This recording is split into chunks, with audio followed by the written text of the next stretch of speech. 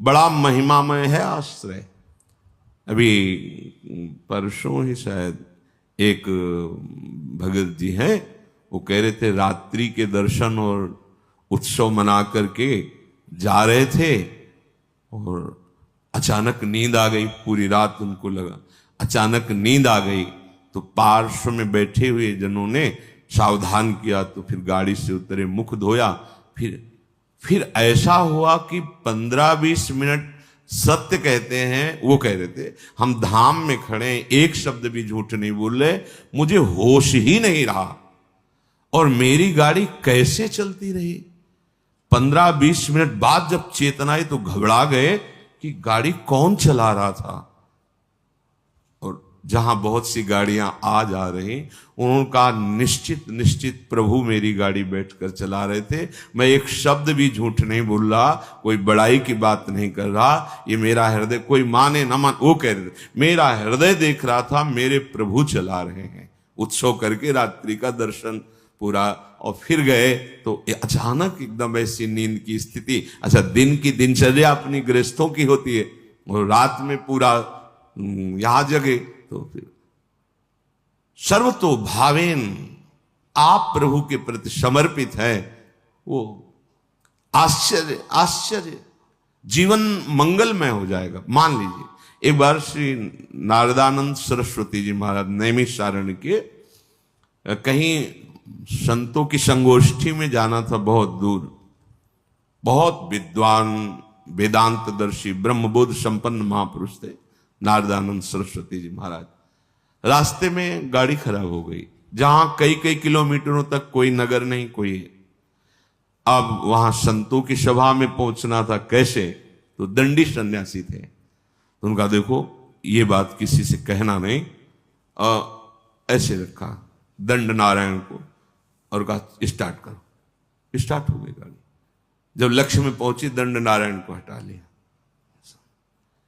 कोई दुर्लभ नहीं है। अनंत ब्रह्मांडों को जो अपने संकल्प से चला रहे हैं, वो एक हमारे जीवन के रक्षक हो, ये कोई आश्चर्य की बात नहीं। शरणागत के लिए कोई आश्चर्य नहीं है। वो देहातीत स्थिति एक क्षण में प्रदान कर सकते हैं, हमें कल्पों लग सकते हैं। इसीलिए यहां कहा नमो नित्यम वृंदावन तरुलताभ्या करुणया। वृंदावन की लता, खगमृग, पशु पंछी, वृंदावन के रसिक जन, वृंदावन वासी जन, ये सब करुणामयी लाडली की करुणा स्वरूप है। ये हम पर दया करें। किरंतिभ्या, इनकी कीर्ति का गान करें, इनके दर्शन करें, स्पर्श करें, इनकी बातें सुने और स्मरण करें तो विभांतिभ्या पावे प्रकृति रस सारात्म महसा।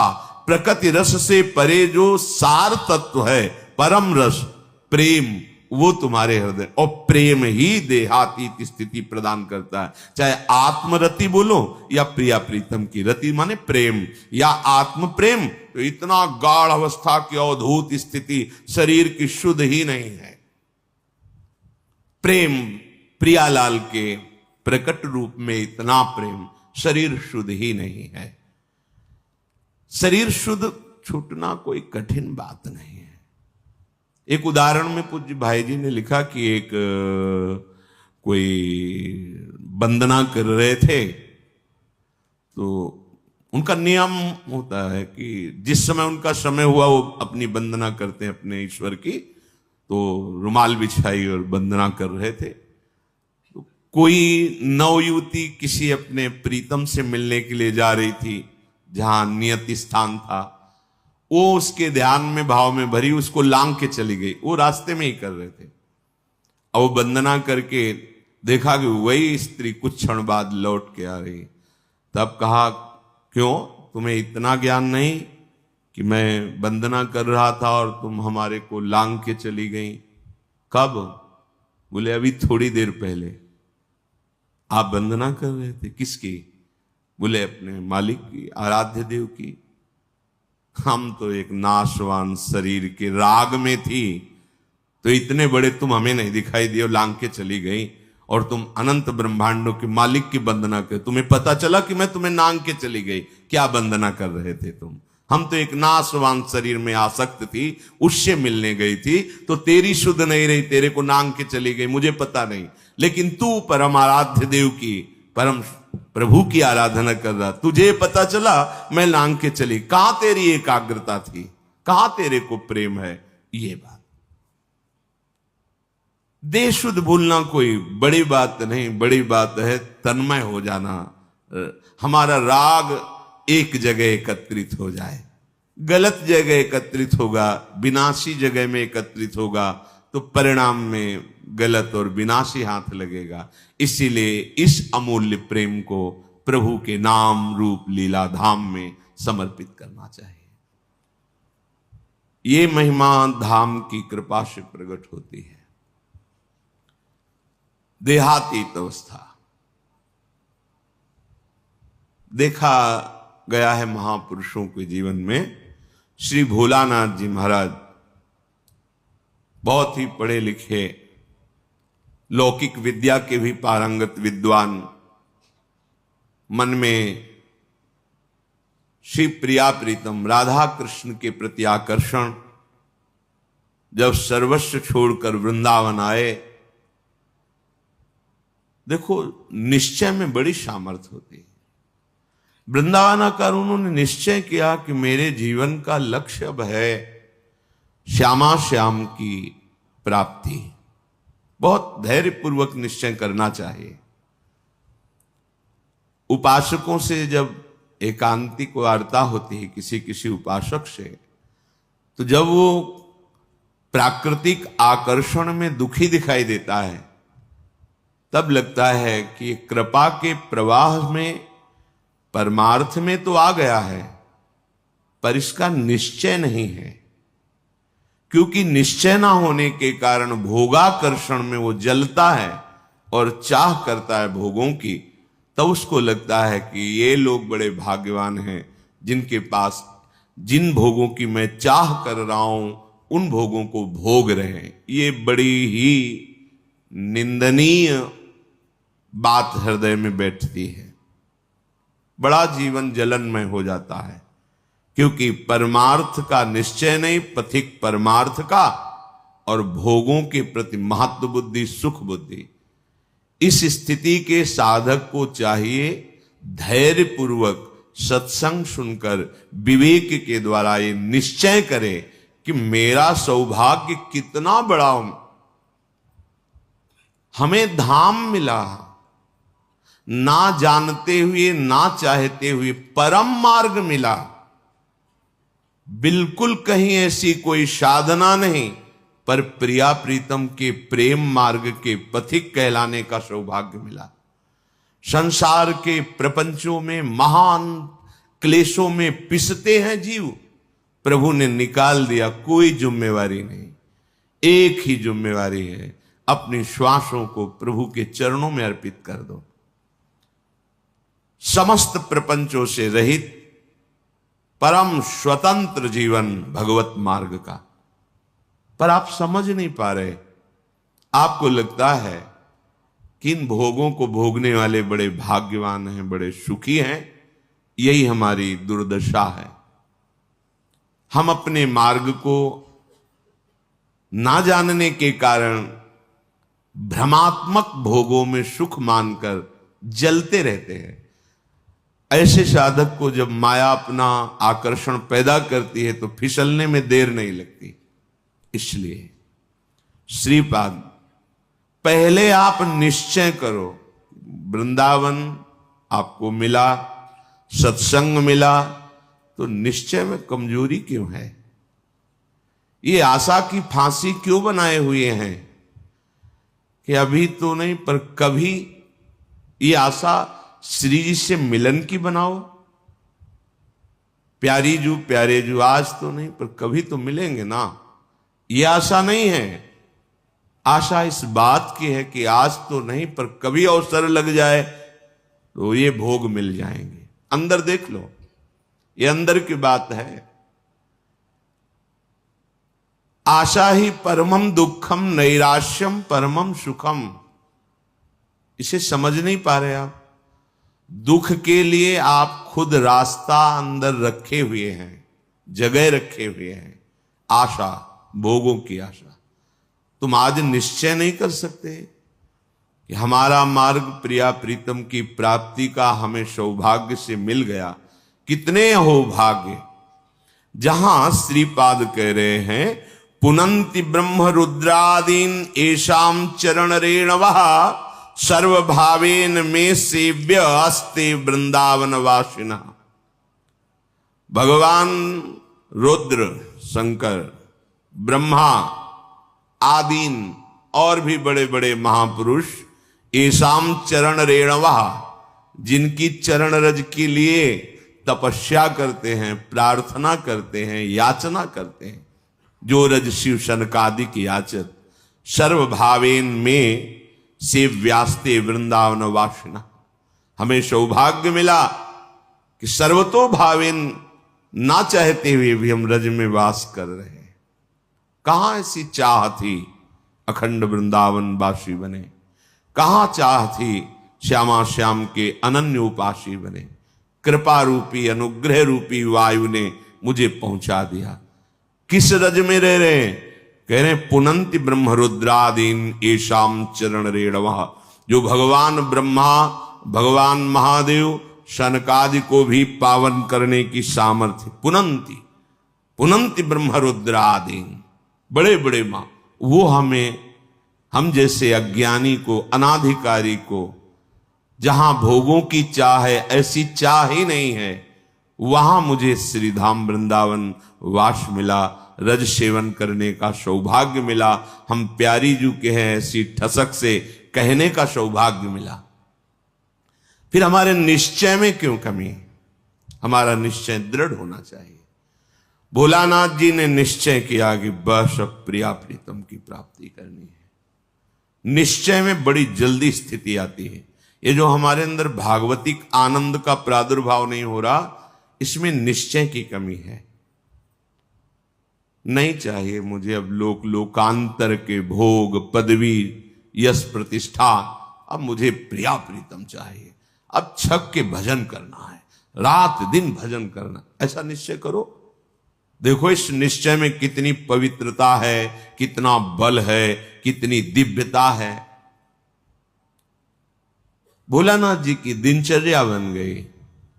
चतुराशी जी का गान, चतुराशी जी का मनन, प्रिया प्रीतम के मंत्र नाम का रटन। धीरे धीरे इतनी उदासीनता बनी, किसी से मिलना जुलना, किसी के घर भिक्षा के लिए जाना, ये सब बंद कर दिया। बस यमुना जी के किनारे श्रीमद चतुराशी जी का गायन, मंत्र का जप, प्यारी जू के ध्यान में। शाम के सेवा कुंज दर्शन करने जाते, बंदरों को जो चना डाला जाता है, उसकी जो ठुड्डियां पड़ी होती, अर्थात जो बंदर भी नहीं खाते थे, बहुतायत चना, वो उठा लिए मुट्ठी दो मुट्ठी, और यमुना किनारे बैठकर उनको चबा लिया। रात दिन भजन। ऐसी स्थिति कि अब तो रहा नहीं गया, चिल्ला चिल्ला के रोते, हा स्वामिनी, हा लाडली। प्रेम की पीर उनके हृदय की वाणी जी में लिखी हुई। हा लाडली, हा प्रियाजू। ब्रजवासी जन सुनते तो प्रार्थना करते प्रियाजू से कि अगर हमारे कोई सुकृत है तो लाडली आप प्रसन्न हो जाओ, बाबा को दर्शन दे दो। इतनी विकलता, इतना रुदन। दिन राधा वल्लभ जी के श्री अंग के दर्शन करने गए, भाव में भरे निहार रहे थे। होली उत्सव चल रहा था।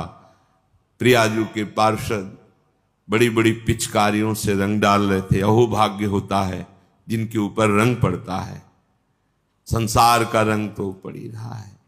अहोभाग्य उनके जिनके सामने प्रभु विराजमान है, और फिर उनके पार्षद जन उन्हीं कर कमलों से जिनसे श्रीअंग सेवा करते हैं, वो रंग डालते हैं, गुलाल डालते हैं।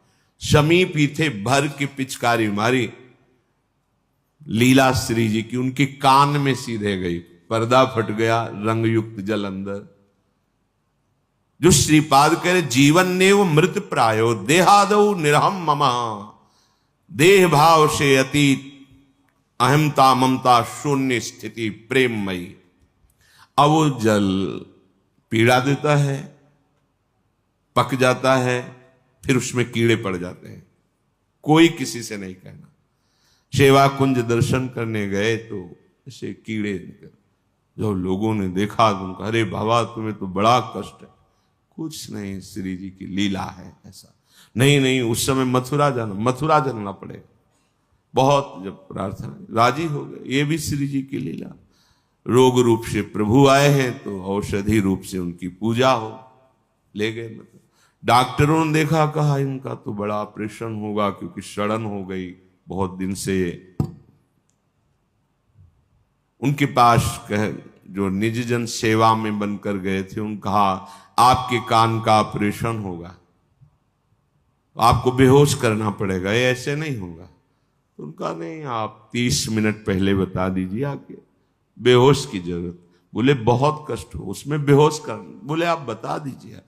तो लोगों ने डॉक्टरों से कहा कि स्थिति प्रज्ञ महापुरुष हैं, स्थिति प्राप्त महापुरुष हैं, ये जैसा कहते हैं वैसा ही करो।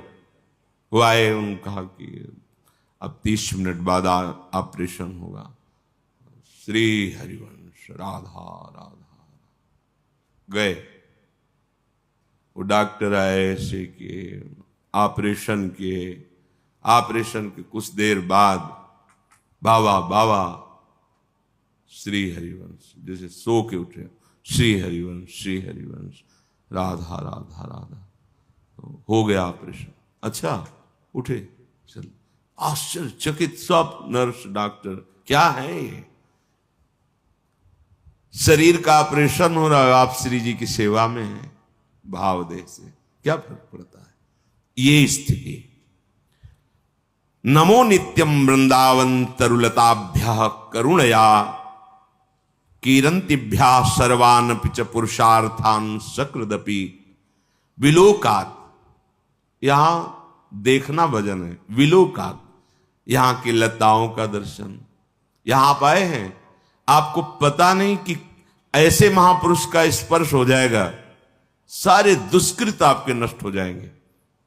आप भीड़ में चल रहे हैं, कौन किस कोटि का भजनानंदी है ये बाहर से थोड़ी दिखाई देता है। ये प्रेमियों का देश है वृंदावन।